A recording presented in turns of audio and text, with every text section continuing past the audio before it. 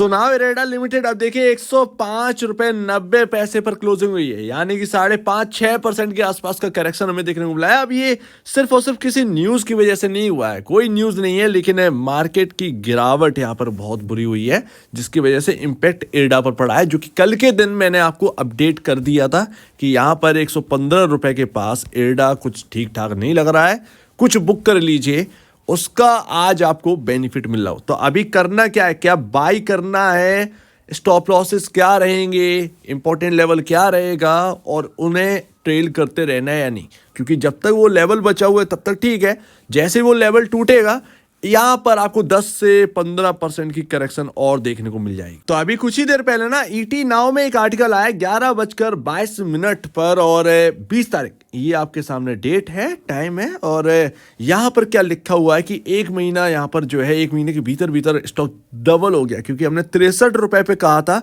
Budget के favour के लिए ये स्टॉक बाय करने के लिए कहा था, ये नहीं पता था कि इतनी बड़ी तेजी हो जाएगी। हाँ, ये जरूर था कि ये 100 रुपीज जाएगा, ठीक है, ये एक अलग बात थी, बट बजट के लिए ही था उस वक्त हमारा एक पिक, लेकिन वो एक अलग ही तेजी चलेगी। तो यहाँ पर वही कहा जा रहा है कि यहाँ पर क्या करना है, लेस देन 1 मंथ के अंदर अंदर स्टॉक डबल हो गया। और एनालिस्ट यहाँ पर क्या रिकमेंड कर रहे हैं, तो अभी जो एनालिस्ट है वो यहाँ पर इरेडा के ऊपर कह रहे हैं कि सजेस्ट कर रहे हैं इन्वेस्टर्स को बुक कर लीजिए प्रॉफिट। अब जो भी आपका हो, यहाँ पर ये नहीं दिया गया है कि 20% या 30% बुक कर लो, ये नहीं कहा गया है, यहाँ पर सीधे सीधे कह रहे हैं, सजेशन है कि आप बुक कर लीजिए।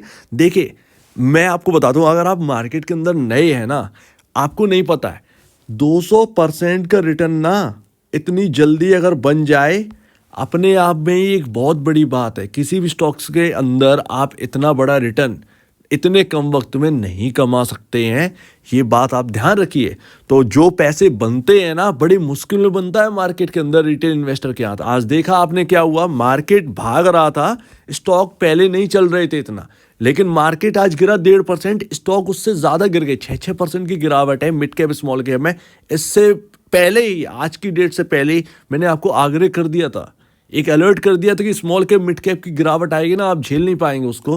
तो वही मैंने आपको पहले बता दिया था, ये सारी चीज़ें हमारी डिस्कस करी हुई हैं, ये कोई नई बात नहीं है। तो 200% का आपका रिटर्न बन रहा है, कोई मजाक नहीं। 200% कैसे, 32 रुपए से वो जोड़ रहे हैं, कोई भी स्टॉक इतना रिटर्न नहीं। हालांकि फ्यूचर ब्राइट है, सब कुछ है फ्यूचर, लेकिन फ्यूचर होता है, फ्यूचर होता है। हमें नहीं पता कि अर्निंग पर शेयर किस जो परसेंट से बढ़ने वाला है, तो ये ध्यान रखिएगा। अर्निंग पर शेयर पर सारी कहानी डिपेंड है, कुछ भी बोलने से कुछ नहीं होता। और 4-5 लोग आप सोच रहे होंगे जो एडवाइस कर रहे होंगे आपको कि बाई करके रखो, 300 जाएगा, 400 जाएगा, उनसे पूछना है रीज़न क्या है।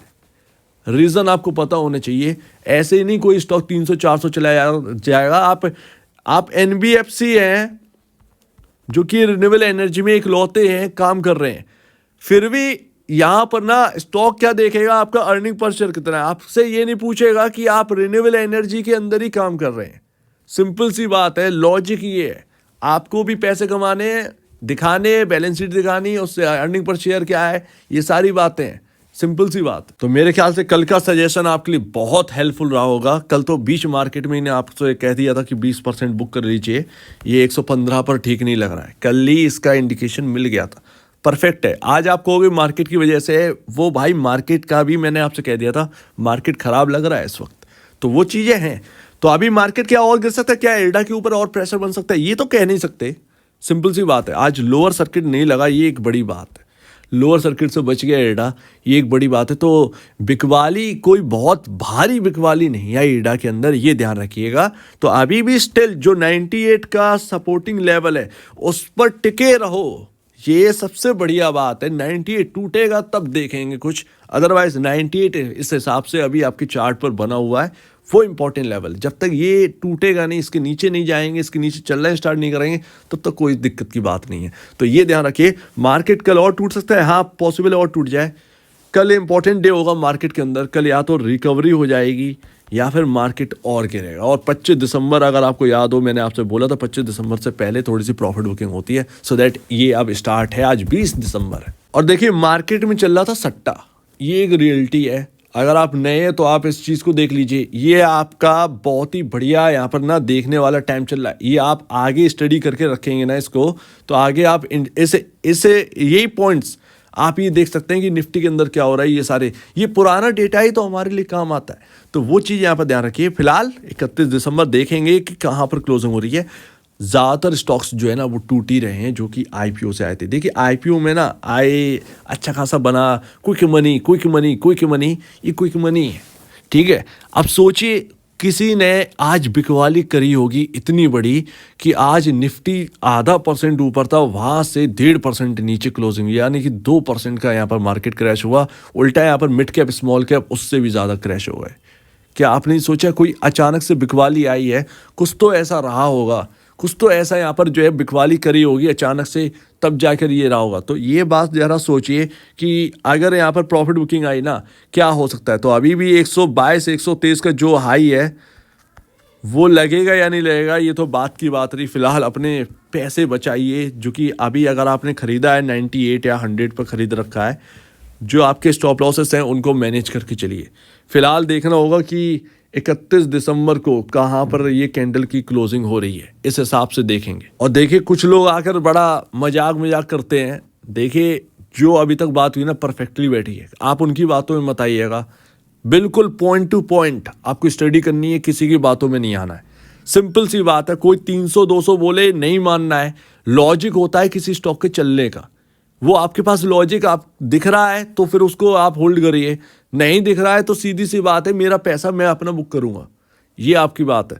तो कोई गिरवाना नहीं चाह रहा है एडा को, ऐसा नहीं है कि एडा के पीछे कोई फंस गया है, ऐसा नहीं है। हम तो शुरू से बात कर रहे हैं, इसीलिए हम बात कर रहे हैं। आपकी इच्छा है आपको प्रॉफिट बुक करना है या नहीं करना। मैं तो पूरा प्रॉफिट भी बुक करने के लिए नहीं कह रहा हूँ, मैं तो 20% का बुक करने के लिए कह रहा था।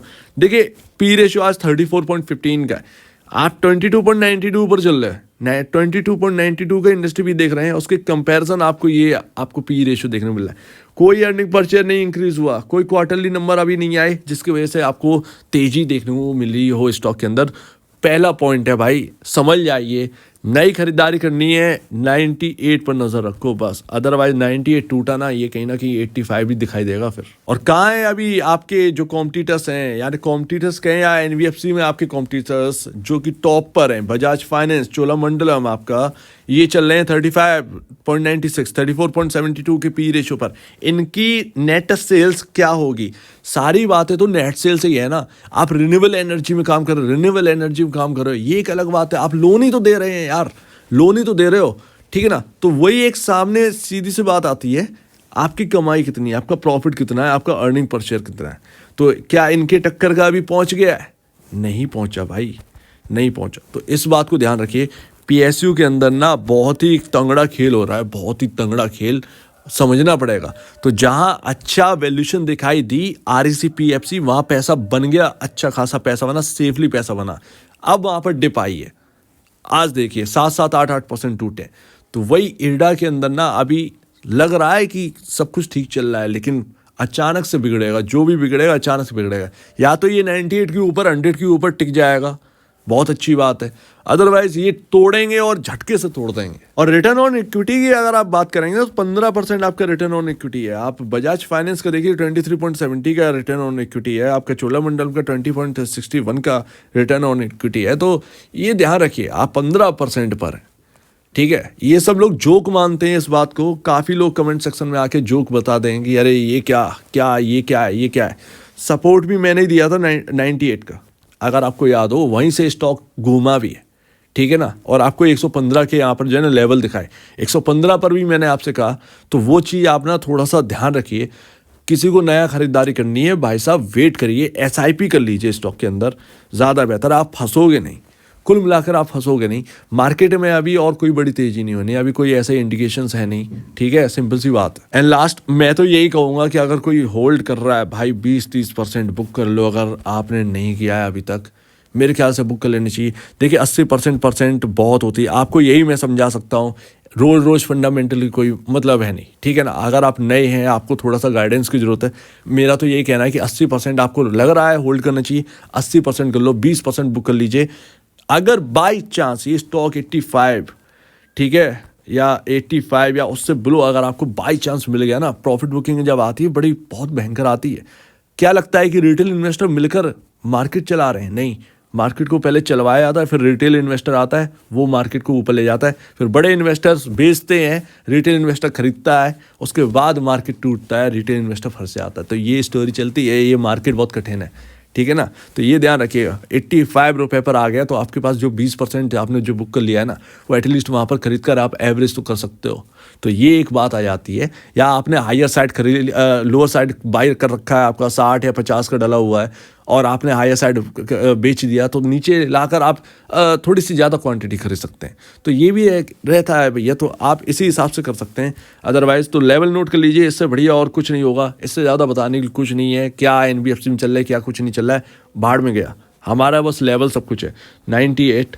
बस ये अगर टूटा, यहाँ से सपोर्ट लिया, अगर ये टूटा, कहीं ना कहीं जो गैप बचा हुआ है वो है 85 तक। हो सकता है 85 या 80 के लेवल आपको देखने को मिल जाए, सिंपल सी बात है, यहाँ तक, या इसके बीच में घूम जाए 83, सिंपल सी बात है। तो इसको ध्यान रखिए।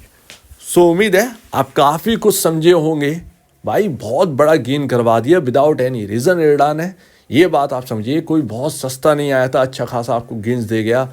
आसान नहीं है इतने गेंस, बहुत सारी NBFCs है, REC PFC को सालों लग गए चलने में, जरा इस बात पर भी ध्यान दीजिएगा। सो उम्मीद है काफ़ी कुछ आप समझे होंगे। आपका क्या कहना है इसके ऊपर कमेंट सेक्शन में कहिएगा। और अब वीडियो देखने के लिए बहुत धन्यवाद दोस्तों।